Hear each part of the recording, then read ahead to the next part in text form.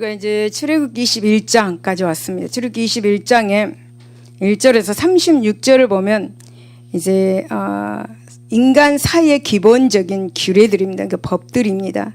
그래서 이 법 속에는 그 하나님의 그 공의가 나타나는 것을 이제 우리가 보게 됩니다. 그래서 여러분 본문은 인간 사이의 기본적인 규례들, 법 말합니다. 그래서 이 율법 속에는 하나님의 공의로운 모습을 우리가 보게 되는데 본문의 규례들은 민사에 관한 법률들이라고도 말할 수가 있습니다. 그래서 이 법률들은 하나님께서 시내산에서 모세에게 주신 것입니다. 그런데 이 법들은 현 시대의 법처럼 그렇게 정밀하게 치밀하게 그렇게 구성된 것은 아닙니다. 하지만 하나님께서는 하나님의 자녀로서 누릴 수 있는 그런 기본적인 권리를 보장해 주셨습니다. 보장해 주고 있습니다. 여러분 당시 고대 근동에서는 이 바벨론의 함무라비 법전에는 사람들이 정말 놀랄 만한 그러한 기록들이 나타나고 있습니다. 그래서 예를 들면은 기본적인 인권이 보장되고 있다든가 아니면은 재산권이 보호받고 있다든가 하는 것입니다. 그러나 함무라비 법전 또한 고대 사이의 문화를 반영하는 정도에 진하지 않습니다. 왜냐하면 함무라비 법전은 고대 세계에서 왕권 강화 그리고 또 중앙 집권을 목적으로 당시 관습법으로 전해져 온 규례들에 불과하기 때문입니다. 그러나 여러분 하나님께서는 모세를 통해서 주신 율법은 이스라엘에서 근동 그런 사회에서 하나의 민족으로 출발하는 시점에서 주어진 것입니다. 그럼으로써 이제 하나님의 공의가 반영된 법률이라고도 말할 수 있습니다. 때문에 율법은 한결같이 그 기원을 하나님께 두고 있고요. 그리고 그 율법의 권위도 하나님께 두고 있습니다. 참으로 이스라엘 백성들은 하나님을 중심주의의 그런 국가로 태동시키신 하나님의 깊은 그 배려가 율법의 곳곳에 숨어 있는 것을 우리가 나타나는 것을 또 보고 있습니다. 그렇다면 여러분 율법 속에 나타난 그 하나님의 공의가 무엇인가? 그리고 하나님의 공의로 보장해 주신 그 하나님의 축복은 어떻게 나타나고 있는가 한번 살펴보겠습니다. 첫 번째 보면 1절에서 11절을 보면 인간의 기본권을 보장해 주는 것을 보게 됩니다. 여러분 고대 사회에서는 언제나 자유민보다 노예가 더 많습니다. 그래서 자유민은 누구나 노예를 소유하고 있습니다. 그리고 노예를 재산의 일부로 간주하여 가지고 가진 학대를 다 하죠. 우리가 영화를 보면은 노예를 사람으로 보지 않더라고요. 그래서 여러분 하나님은 억압받는 자의 대표가 되는 노예에 관한 그런 대우를 먼저 이렇게 언급하고 있습니다. 그래서 노예에 대한 인간의 기본권에 대해서 먼저 규례를 먼저 제시해 주셨습니다. 당시 여러분 이 노예는 국가에 따라서 약간씩 다르게 그렇게 대우했습니다. 하지만 일반적으로 재산의 일부로 간주되어 가지고 그 주인의 기분에 따라서 그 대우가 좌우되었습니다. 또한 노예 가족은 주인의 사고 파는 사정에 따라서 어떻게 됩니까? 이렇게 갈라지고 헤어짐의 아픔을 맛보아야 했습니다. 뿐만 아닙니다. 노예는 매맞고 인간 이하의 그런 대우를 받아도 학대받은 노예에 대한 아무런 대책이 없었습니다. 그러나 여러분 하나님께서 이제 모세에게 통해 주신 율법에는 가장 학대받은 노예에 대한 깊은 배려가 들어 있습니다. 노예에 대한 고대 사회의 혁명적인 개선은 없습니다. 그래도 기본적인 사회 관습을 전제한 대우 개선책이 함축되어 있는 것을 보게 되죠. 그것은 곧 인권 존중으로 나타나고 있습니다. 여러분 상정과 노예가 존재하는 이 사회에서 사람을 귀한 존재로 인식시키기란 여간 어려운 일이 아니었을 것입니다.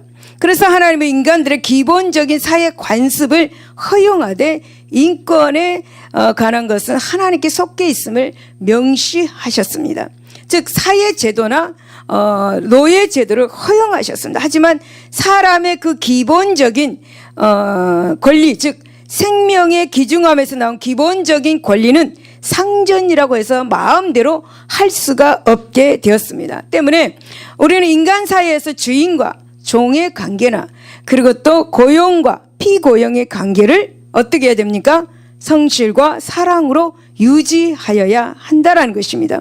그리고 여러분 그 안에서 일어난 인격적인 문제들은 하나님의 그 공의가 드러나는 절대 원칙에 근거해 가지고 존중을 해 주어야 합니다.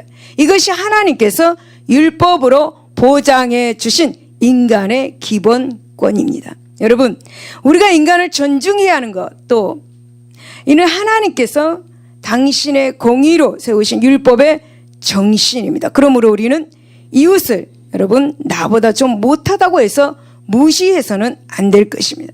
가난하다고 해서 그 사람들을 무시해서도 안 될 것입니다. 마음은 많이 배웠다고 해서 못 배운 사람을 무시하지 말아야 합니다. 여러분 높은 자리에 있다고 낮은 자리에 있는 사람을 무시하지 말아야 하겠죠. 여러분 하나님은 인간을 존중하십니다. 우리가 무엇인데 사람을 무시할 수 있습니까? 하나님께서도 우리를 무시하지 않습니다. 여러분 도움이 필요한 자에게 우리는 도움을 줄 수 있는 사람이 되어야 되고요. 또 도움이 필요한 사람에게 도움을 주고 조금 못하는 사람에게 여러분 하나님께서 베푸신 것 좀 나누어 주면 되지 않습니까? 여러분 우리는 인간을 존중해야 하는 것입니다. 하나님께서 인간을 존중하라고 말씀을 하셨습니다. 할렐루야. 할렐루야. 그래서 절대로 사람을 무시하지 마십시오. 그 하나님께서 하지 말라는 걸 하지 말아야 되는데 사람을 무시하면 그것은 죄입니다. 할렐루야. 무시하지 마세요. 네. 두 번째 12절에서 32절을 보면 인간 사이의 건전함을 유지하는 보장을 해 주셨습니다. 여러분 하나님은 인간 사이에서 일어날 수 있는 갖가지 문제들에 대해서 언급을 하셨습니다. 하나님은 제6계명에 해당하는 살인하지 말라라는 것부터 제5계명의 부모에 대한 불효 및 사회 재반의 상해법에 이르는 규례들을 제정해 주셨습니다. 이런 규례들은 하나님께서 세우신 민족 즉 이스라엘 백성들의 공동체 곧 하나님 백성된 모든 성도들의 건전한 그런 유지를 위한 법규들입니다. 다시 말씀을 드리면 사회를 파괴하고 공공이익을 자기만으로서 자기 것만으로 삼으려는 사람들로부터 이스라엘 백성들의 그 공동체를 지키기 위해서 만든 규례 법규들입니다. 특히 여러분 타락한 사람들이 살아가는 사회는 강제적인 어떤 규율이 없이는 한시도 여러분 안심하고 살아갈 수가 없습니다. 타락한 인간의 악한 본성이 겉으로 드러날 때는 어떻습니까? 우리가 평안히 살 수가 없습니다. 인간의 악한 본성이 나타날 때 사회는 부조리하고 악한 길을 걷게 됩니다. 그래서 요즘에 많은 사건 사고들이 일어나잖아요. 여러분 악한 본성이 드러나니까 많은 사건 사고들이 일어나고 있습니다. 그러나 여러분 하나님은 이러한 악한 인간의 사회를 하나님의 공의가 숨쉬는 건강한 사회로 만들기 위해서 사회법을 이렇게 제시해 주셨습니다. 그러므로 율법의 사회법 안에는 인간 사회의 부조리한 일들이 일어나게 되는 문제부터 제거하는 법률까지 모두 다 포함되어 있습니다. 여러분 하나님은 나보다 먼저 이웃을 생각하고 이웃의 평안을 먼저 생각하도록 말씀하셨습니다. 그러므로써 이 사회의 안녕을 그렇게 추구하라고 이 법률을 주셨습니다. 하지만 남을 먼저 생각하다 보면 손해보는 일이 많이 있습니다. 그러므로 여러분 이웃을 먼저 생각한다는 것은 무엇일까? 바로 이웃을 위해서 손해볼 것을 각오하라는 것입니다. 이웃을 위해서 손해볼 것을 각오하라는 것이에요. 이웃을 섬기라는 것은. 여러분 형제를 섬기고 이웃을 위해서 헌신하는 사회는 결코 악이 없는 사회가 될 것입니다. 여러분 하나님의 율법은 바로 우리가 먼저 이웃을 위해 헌신해서 악한 사회를 보다 건전하게 유지하게 하는 것입니다. 그런즉 여러분 우리가 율법을 지키고 이 하나님의 공의에 어울리는 아름다운 삶을 삶으로 건전한 사회를 유지하는데 우리는 힘써야 할 것입니다. 내가 바쁜데 내가 하는 일이 더 뭐라 그럴까 우선이고 어떻게 이웃까지 그걸 생각할 수 있느냐 이렇게 생각하지 마시고 하나님이 하라는 것은 여러분 순종할 수 있기를 바랍니다. 이웃이 또 가정이 건전한 가정과 사회로 만들어갈 수 있는 그 작은 사람이 바로 우리 한 사람 한 사람입니다. 우리 한 사람 한 사람이 모아져 가지고 여러분 나라가 되는 것입니다. 여러분 가정이 하나하나 모아져서 나라가 되는 것입니다. 그렇기 때문에 우리가 사는 삶 그러니까 아름다운 삶으로 건전한 삶으로 살아가는 것 그 자체가 바로 하나님 자녀들이 사는 삶입니다. 또 천국 시민권을 가지고 사는 사람의 삶입니다. 그래서 우리 하나님의 자녀인 우리도 아름다운 건전한 사회를 만들어 가라라고 하나님께서 말씀을 하고 계십니다. 그래서 우리 또한 순종해야 될 줄로 믿습니다. 나만이 아니고 우리 모두 함께 하시기를 바랍니다. 할렐루야. 그리고 33절에서 36절을 보면 인간의 재산권에 대해서 보장해 주셨습니다. 여러분 하나님은 재산권에 대해서 말씀을 하고 있습니다. 재산은 인간이 살아가는 데 없어서는 안 될 요소이죠. 그래서 하나님은 여러분 인간이 부지런히 정당한 방법으로 최선을 다해서 재산을 모으는 일을 허용하셨습니다. 때문에 하나님은 게으르게 하여서 과실을 범한 경우를 간과하시지 않으시고 책임지게 하신다라고 말씀하고 있습니다. 여러분 게으르게 하여서 손실이 나게 하는 일 그것은 파괴적인 일입니다. 더 나아가서는 여러분 하나님께서 인간들에게 주신 그 달란트를 버리는 결과가 되는 것이죠. 여러분 하나님은 우리에게 각자 감당할 수 있는 여러분 달란트들을 재능과 지혜를 주셨습니다. 그런데 하나님께서 이 재능과 지혜를 주셨는데 게을리하여 가지고 게을러 가지고 혹은 부지하여 가지고 혹은 무사 안일주의로 하나님께서 주신 그 재능을 사장시켜 버리는 일이 지금 생기고 있습니다. 이것은 바로 하나님께서 주신 그 은총을 아무 값 없이 버린 것이겠죠. 그리고 이러한 사람은 자기에게 주어진 그 기회를 포기하여서 가난하게 되거나 그리고 또 재물의 손해를 보게 되는 경우를 많이 볼 수가 있습니다. 사랑하는 여러분, 하나님은 게을러서 스스로 손해를 보고 타인에게 손해를 입히는 경우에 대해서도 엄정하게 책임을 묻고 계십니다.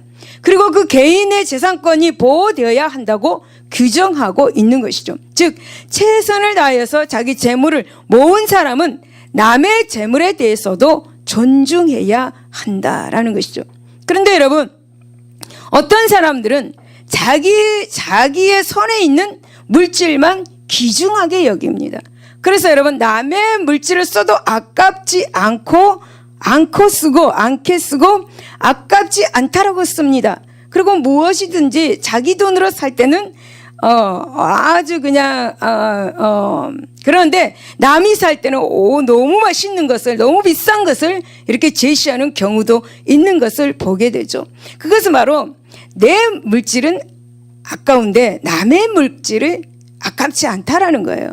여러분 자기 손에 있는 물질이 아깝듯이 남의 손에 있는 그 물질도 아까워할 줄 알고 소중히 여겨라고 하나님은 말씀하고 계십니다. 할렐루야. 여러분 하나님은 자기 물질을 존중하듯이 나의 물질이 존중하듯이 남의 손에 있는 물질도 존중하라고 말씀을 하고 계시는 것입니다. 사랑하는 여러분, 하나님은 이 세상의 모든 만물의 주인이십니다. 하나님은 인간들에게 살아가는 동안에 불편하지 않도록 이렇게 물질, 재물을 이렇게 이용하게 하셨습니다. 하나님의 것을 임시로 인간들에게 이렇게 맡겨서 사용하게 하셨습니다. 그것이 바로 물질입니다. 그런데 여러분 게으름으로 혹은 이기주의로 남의 재물을 탐낸다면 어떻게 되겠습니까? 하나님은 기뻐하지 않을 것입니다. 또 여러분 불의하게 재물을 모으고도 하나님의 축복으로 이 많은 재물을 모았나라고 자랑할 수가 있겠습니까? 재산권 보호라는 하나님의 율례는 하나님의 것인 물질을 잠시 우리들에게 맡긴 것은 청지기 사명을 기반하고 있다라는 사실을 우리는 알아야 합니다. 그런즉 여러분, 성도 여러분, 우리가 재물을 자기만을 위해서 욕심을 내야 되겠습니까? 우리는 철저한 청지기 사명으로 하나님의 것을 사용하고 있다라는 사실을 우리는 기억해야 하고요. 하나님의 것, 물질을 사용함에 있어서 감사하는 생활을 해야 될 줄로 믿습니다. 이렇게 될 때에 자신은 물론 타인의 재산도 여러분 보호받을 수가 있는 것입니다. 할렐루야. 여러분, 이스라엘 백성들은 민족으로 태동하던 때부터 이 하나님의 율례를 기초로 하여서 사회법과 그리고 재산법, 그리고 여러분 인권 존중의 기본권을 확립하였습니다. 오늘날 영적으로 이스라엘 백성이 된 우리 성도들은 이스라엘 백성들에게 율법을 주신 하나님의 거룩한 자녀로서 선택되었습니다. 그러므로 우리 생활의 기본 율례는 바로 하나님의 법에 두어야 될 줄로 믿습니다. 여러분, 어떤 사람들은 하나님의 율법이 고대법이다, 그리고 하나님의 율법이 현실에 어울리지 않는다라고 그렇게 말합니다. 그러나 여러분, 하나님의 율법은 가진 기본적인 정신, 즉 인간의 생명이 여러분 하나님의 지으심으로 부렸되었습니다. 그리고 이 세상을 경영하시는 분, 바로 하나님이라는 사실은 여전히 변할 수 없는 엄연한 현실입니다. 그러므로 수십 세기가 지난 오늘이라고 해서 율법의 우리 생활을 구제할 수 없는 것은 아닙니다. 다만 타락한 인간이 율법을 악용하고 혹은 자기 잘못을 여러분 합리화하다 보니까 율법이 오늘날 가치 없는 것으로 보게 되고 그 율법이 나쁘게 보이는 것입니다. 그러므로 우리는 율법의 정신, 인간 존중의 하나님의 법으로 돌아가야 할 줄로 믿습니다. 그리하여서 여러분, 하나님의 공의가 이 땅에 실현되도록 우리 성도들이 앞장서야 할 것입니다. 그러기 위해서 우리는 하나님께서 율법을 통해 주신 근본적인 축복이 무엇인지를 깨달아야 합니다. 그러할 때 우리는 율법을 주신 하나님의 깊은 뜻을 이해하고 존중하며 감사함으로 그것을 지켜나갈 수가 있는 것입니다. 할렐루야. 출애굽기 21장 15절에서 17절을 보면은 이제 아비나 어미를 치는 자에 대한 법이 나옵니다. 불효자에 대한 하나님의 준엄한 벌에 대해서 말씀합니다. 여러분, 남에게 해를 끼친 자에게는 보복법이 적용되었습니다. 하지만 이 법의 원리는 단순히 과실에 대한 온당한 배상이라는 형법상의 그 기본 권리입니다. 원리입니다. 따라서 우리는 이 보복법이 문자적으로 유대인 사이에서 이루어졌다고만 생각할 필요는 없습니다. 하지만 하나님께서 가장 엄격하게 다루는 법이 있었습니다. 그것이 바로 부모에 대한 불효죄입니다. 여러분, 물론 고대 법전에서 부모를 대한 불효는 사회적인 행악자로 규정하고 있습니다. 부모를 치는 악행을 저지르고도 또 말로 저주하고 부모를 저주하고 또 부모에게 큰 상처를 입히는 그런 사례가 고대로부터 이렇게 있어 왔습니다. 그 중에서도 부모에게 저주를 퍼붓거나 부모의 뜻을 거역함으로 저지르는 불효가 손찌검보다 더 큰 상처를 주었습니다. 이런 것은 여러분 부모에게뿐만 아니라 하나님 앞에서 행한 불순종으로 간주되었습니다. 때문에 하나님의 거룩하고 성실한 그 질서, 성결한 그 질서 안에서 불효는 재중일 수밖에 없다라는 것입니다. 여러분, 함무라비 법전에는 부모를 치는 자는 그 손을 자르라라고 말합니다. 또 여러분, 부모의 뜻을 거역하고 부모의 권위를 무시하는 자는 옷을 벗겨서 성 밖으로 이렇게 추방하는 군동의 법도 있었습니다.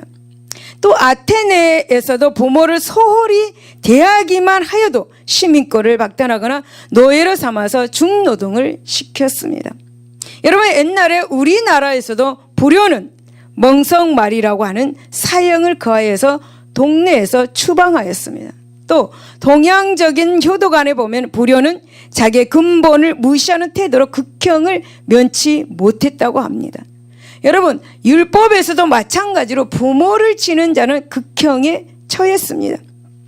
신명기 21장 18절 21절을 보니까 그의 아버지의 말이나 그의 어머니의 말을 순종하지 않냐고 부모가 징계하여도 순종하지 않냐거든 그 성읍의 모든 사람이 그를 돌로 쳐 죽일지니 라고 말씀합니다. 여러분, 그래서 율법은 부모를 치거나 저주하는 것을 생명을 빼앗는과 동일하게 중요하게 취급하고 있습니다. 그런데 여러분, 하나님은 이 불효를 도덕법의 차원에서 그렇게 다루지 않았습니다. 불효의 죄를 하나님을 향한 신앙 안에서 다루셨습니다. 그렇다면 하나님께서 이처럼 불효화하는 죄를 엄격하게 다루신 이유는 구체적으로 무엇인지 한번 알아보겠습니다. 15절에서 16절을 보면 왜 부모를 공경해야 하는가에 대해서 말하는데 바로 사회 정의를 위해서였습니다. 여러분, 이스라엘 사회는 비록 민족으로 태동하는 시기에 있었습니다. 하지만 아직까지 족장 중심의 사회였습니다. 그러므로 부모의 권위가 유지되는 것은 족장 사회를 유지하는 근간이 되었습니다. 그리고 부모에 대한 불효는 단순히 가정에서 그치지 않고 그리고 사회에 악영향을 끼쳤습니다. 때문에 부모에 대한 이 불효를 막는 일은 여러분 사회의 정의 실현을 위한 꼭 필요한 조치였습니다.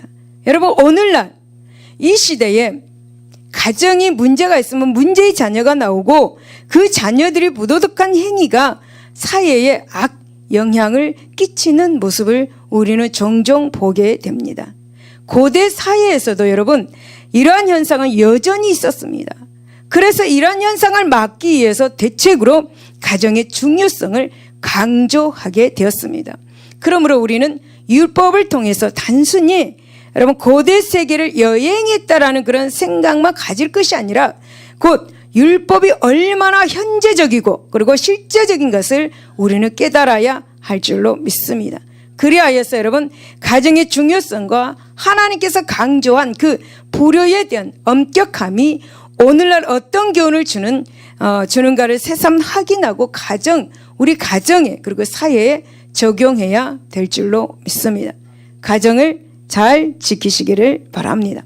두 번째는 여러분 왜 부모를 공경해야 하는가? 바로 신앙의 순결을 위해서입니다. 17절에 보니까 바른 신앙의 순결을 지키기 위해서 하나님께서는 부모를 공경하라고 말합니다. 여러분 부모에 대한 저주는 곧 하나님을 향한 저주이고 불신앙입니다. 우리는 많이 들었습니다.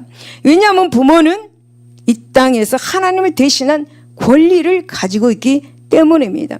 곧 하나님께서는 신앙의 순수성을 보존하고 성결한 삶을 살게 하기 위해서 여러분 이같이 엄격한 규례를 주신 것입니다. 여러분 신앙의 순결은 말로만 유지되는 것이 아닙니다. 여러분 하나님을 향한 그 진실된 마음이 있어야 신앙의 순결함을 지킬 수가 있습니다. 그런데 하나님께서 주신 이 부모의 권위를 자식이 무시하고 심지어 여러분 저주한다면 그 사람이 여러분 하나님을 위해서 바른 믿음을 가지고 바로 서 있다라고 할 수가 있겠는가 하는 것입니다. 여러분 이 같은 단순한 논리로도 불효는 엄격하게 다루어야 할 죄인 것입니다. 여러분 이러한 맥락에서 볼 때 재판관의 권위에 도전하거나 또 통치자의 권위에 도전하는 행위도 하나님의 권위에 도전하는 것으로 간주할 수 있습니다. 그런데 여러분 이 같은 권위의 도전이 사회의 가장 기초 단위인 어디에서 비롯된다고 생각하십니까? 바로 가정에서 비롯되는 것입니다. 그래서 여러분 가정에서 불효한 자가 사회에 또 하나님을 향한 신앙에 악 영향을 끼치는 것이고 그리고 급기야는 여러분 불순종의 범죄를 저지르게 하게 되는 것입니다. 그런즉 여러분 성도 여러분 가정에서 이 자녀의 불효를 묵인하거나 용납하는 것이 얼마나 엄청난 결과를 가져오는가를 우리는 알아야 합니다. 하나님께서 엄격히 규례로 불효를 다스리게 하신 깊은 뜻을 깨달아야 합니다. 그리하여서 우리 자녀가 혹시 불효 막 심할 때 엄격하게 꾸짖어서 바로 잡아야 하는 것입니다. 하나님은 불효한 자를 죽이라고 말씀하셨습니다. 하지만 여러분, 부모들은 지금 현 시대에 이 부모들은 자식에게 벌 주는 일조차도 힘들어하는 것을 우리는 힘들어하는 것이 현실입니다. 그러나 여러분, 자녀가 하나님 앞에서 영원히 죽는 것을 보고 싶지 않는다면 이 자녀의 불효를 처음부터 엄격하게 다루어야 할 것입니다. 그리하여서 여러분, 우리 사회에서 하나님 자녀들에게서 한 사람의 불효자도 나오지 않는 아름답고 축복받는 공동체를 이루어 나가야 할 것입니다. 이것이 곧 불효자를 엄격하게 다루신 하나님의 깊으신 뜻인 것을 우리는 알아야 하고 깨달아야 될 줄로 믿습니다. 할렐루야. 기도하겠습니다. 하나님 아버지, 감사합니다. 하나님께서는 우리 인간의 사이에 기본적인 법들을 주셨습니다. 그리고 그 법들 안에서는 분명하게 하나님의 공의가 들어있음을 우리는 보게 됩니다. 하나님 아버지, 하나님께서는 이 사회의 기본적인 규례들을 왜 만드셨는가? 바로 인간의 기본권을 보장해 주시기 위해서 만드셨습니다. 그리고 또 인간 사이의 건전함을 유지하는 그런 보장을 해 주시기 위해서 만드셨습니다. 인간의 재산권을 보장해 주시기 위해서 만드셨습니다. 하나님 아버지, 우리의 이 율법을 우리가 잘 지켜나갈 수 있도록 하나님 도와주시고, 율법에 대해서 토달지 않도록 하나님 은혜를 더하여 주시옵소서. 하나님께서는 부모를 공경하라고 말씀하셨습니다. 불효자는 하나님께서는 엄한 벌을 주신다고 말씀하셨습니다. 왜 부모를 공경해야 하는가에 대해서 사회의 정의를 위해서 부모를 공경해야 된다고 말씀하시고, 그리고 바른 신앙의 순결을 지키기 위해서 하나님께서는 우리에게 부모를 공경하라고 말씀하셨습니다. 하나님 아버지, 우리가 이것을 깨닫고 부모를 잘 공경하고 하나님을 잘 공경하는 모두가 되게 하여 주시옵소서. 감사하며 예수 이름으로 기도드리옵나이다. 아멘. 할렐루야. 할렐루야. 물질은 내 것이 아닙니다. 여러분, 물질을 내 거라고 생각할 때가 되면요, 하나님이 걷어가십니다. 여러분, 물질에 관하여 그거를 여러분들이 초월하시기 바랍니다. 여러분의 물질에 관해 대해서 초월할 때 하나님께서는 여러분에게 물질을 주십니다. 물질에 관해서 초월할 때 하나님께서 여러분에게 물질을 주시는데, 그 물질에 관해서 초월하는 것이 무엇이냐? 하나님께서 주신 물질을 내 것이 아니다, 하나님 것이다, 그걸 인정하고 들어가는 것입니다. 그래서 내 마음대로 내 뜻대로 쓸 수가 없는 것이죠. 그래서 물질에 관해서, 그래서 내한테 있는 물질은 아깝고 남한테 있는 물질은 아깝지 않다라고 생각을 전혀 하지 마십시오. 그건 남이 나에게 대접할 때, 내가 대접하는 그런 마음으로 여러분 음식을 대하시기를 바랍니다. 여러분, 어떤 사람은 내가 안 산다고 남이 산다고 너무 많은 그런 것을 볼 수가 있는데, 여러분 생각해 보십시오. 내가 산다고 하면 그 돈이 얼마나 되겠습니까? 남이 사면은 그 많은 돈도 작다고 생각합니다. 그렇기 때문에 여러분, 내 물질이 중요하듯이 남의 물질도 중요하다는 사실을 여러분 기억할 수 있기를 바랍니다. 할렐루야. 그리고 서로 나눠주고 또 가난한 자에게 또 구제해주는 그런 넉넉한 마음을 가질 수 있기를 바랍니다. 할렐루야. 할렐루야. 그래서 오늘 하나님께서 주신 이 인간 사이의 기본적인 규례들을 여러분 잘 생각하여서 이 기본적인 규례들이 바로 율법입니다. 그래서 율법 안에서 우리가 살아가야지 않을 수가 없는 거예요. 하나님께서 하지 말라 하라는 것은 우리가 지켜나가야 할 것입니다. 그래서 하나님께서 오늘 말씀하신 이 말씀을 여러분 잘 기억하셔서 우리의 삶에 있어서 아름다운 사회를 만들고 아름다운 가정을 만들어 가시기를 바랍니다. 긍정적인 말을 해서 가족에게 상처 주지 말고 긍정적인 말을 해서 가정에게 위로해 주는 여러분 되시기를 바랍니다. 그리고 정말 내가 변해야지 이웃도 내 가정이 변한다는 사실을 여러분 기억하시고 내가 먼저 변하는 여러분 되시기를 바랍니다. 나는 변할 것이 없어 하지 말고 내가 먼저 변해야 합니다. 내가 먼저 변할 때 그 변화의 눈으로 상대방을 볼 때는 내가 변해야 했었다라는 것을 사실 느끼게 되는 것입니다. 사랑하는 여러분, 하나님의 율법 잘 지켜 나가서 복 받으시기를 예수 이름으로 축복을 드립니다. 할렐루야. 할렐루야. 우리 있는 모습 그대로 찬양하고 기도하겠습니다. 있는 모습 그대로.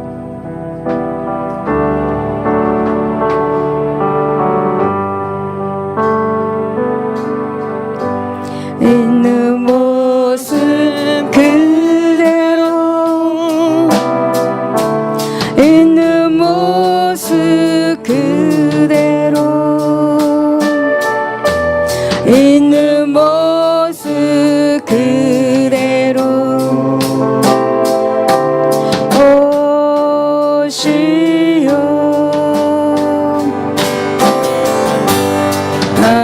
하나님은 당신이 있는 모습 그대로, 있는 모습 그대로 나오길 원합니다. 있는 모습 그대로, 있는 모습 그대로, 있는 모습 그대로, 있는 모습 그대로 오시오. 하나님은 당신이 있는 모습 그대로, 있는 모습 그대로 나오길 원하십니다. 있는 모습 그대로, 있는 모습 그대로, 있는 모습 그대로, 있는 모습 그대로